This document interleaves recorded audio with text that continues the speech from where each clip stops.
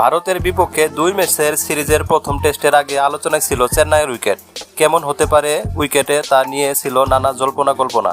একাধিক উইকেট প্রস্তুত রেখে বাংলাদেশকে ভরকে দেওয়ার পরিকল্পনা ছিল স্বাগতিকদের।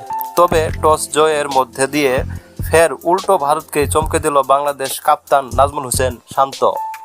বৃহস্পতিবার 19 সেপ্টেম্বর চেন্নাইয়ের চিত্তারাম স্টেডিয়ামে টস জিতে শুরুতে ফিল্ডিংয়ের সিদ্ধান্ত নেয় শান্ত। তাতেই চমকে ওঠে সবাই, কারণ চেন্নাইয়ের টেস্ট মানে টস জিতে আগে ব্যাটিং করো ব্যাপারটা প্রথায় পরিণত হয়েছে।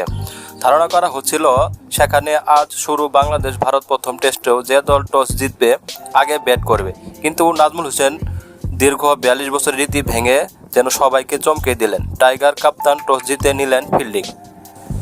এর আগে কোনো অধিনায়ক চেন্নাই টেস্টে টস জিতে প্রতিপক্ষকে আগে ব্যাটিংয়ে পাঠানোর সাহস দেখিয়েছিলেন 1982 সালে। এইবার এই কাজটি করেছেন ইংল্যান্ড কাপ্তান কিথ ফ্লেচার। সুনীল গাভাঙ্গার, কপিল দেব, রবি শাস্ত্রীদের ভারতের বিপক্ষে সেই টেস্ট ড্র করেছিলেন ইংলিশরা। ভেন্যুটিতে দীর্ঘ 90 বছরের টেস্ট ইতিহাসে টস জিতে বোলিং নেওয়ার প্রথম ঘটনাও ছিল সেটি।